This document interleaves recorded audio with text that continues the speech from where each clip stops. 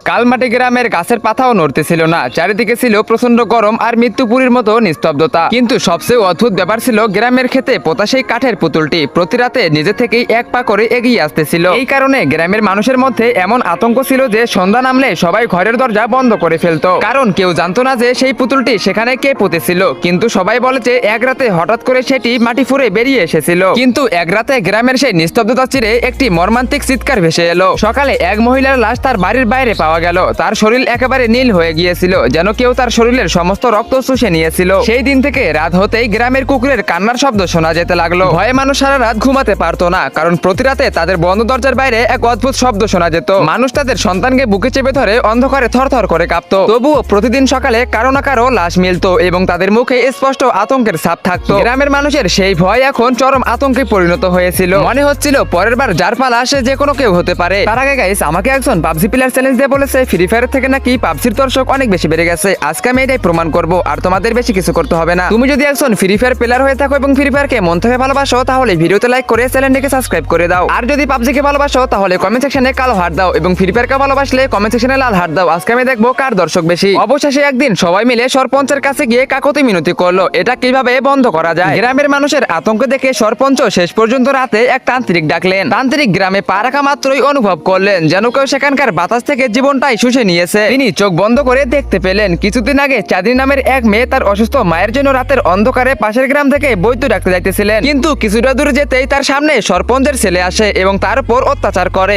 এরপর তাকে মেরে সেই খেতেই ফেলে দেয়। অন্যদিকে মেয়ের অপেক্ষায় অসুস্থ মা ছটফট করতে করতে মারা যান। কিন্তু চাঁদনির আত্মা প্রতিশোধের আগুনে পুতুলের ভিতরে বন্দী হয়ে গিয়েছিল এবং সেই থেকে সে পুরো গ্রামকে শেষ করে দিতে চাইছিল। এই দৃশ্য দেখে তান্ত্রিকের আত্মা কেঁপে উঠলো। তিনি গ্রামবাসীদের সামনে সব সত্যিটা ফাঁস করে দিলেন। সত্যিটা শোনার পর সরপঞ্চের মাথা লজ্জায় নিচু হয়ে গেল। পরের দিন সকালে গ্রামবাসীদের ভিড় সেই ক্ষেতের কিনারায় জড়ো হলো। ভিড়ের সামনে ছিল সরপঞ্চ এবং তার পায়ের কাছে ক্ষমা চাইতে থাকা তার নিজের ছেলে। সরপঞ্চের চোখে পানি ছিল, কিন্তু হাতে ছিল কুঠার। তখনই তিনি এক কোপে নিজের ছেলের মাথা শরীর থেকে আলাদা করে দিলেন। রক্তের ছিটা গিয়ে সরাসরি সেই পুতুলের উপর পড়লো। সরপঞ্চ হাঁটু গেড়ে মাটিতে বসে কাঁদতে কাঁদতে বললেন, তোমার প্রতিশোধ পূর্ণ হলো চাঁদনি। এই পাপীর রক্ত দিয়ে তোমার তৃষ্ণা মেটাও আর এই গ্রামকে ক্ষমা করে দাও। ঠিক তখনই আকাশের রং বদলে গেল এবং দেখতে দেখতে সেই পুতুলটি ছাই হয়ে বাতাসে উড়ে গেল। সেই দিনের পর থেকে কালমাটি গ্রামে মৃত্যুর মিছিল থেমে গেল, কিন্তু সেই ক্ষেতের দিকে যাওয়ার সাহস এখনো কেউ পায় না। তো বন্ধুরা, খারাপ কাজের পরিণাম সবসময় খারাপই হয়।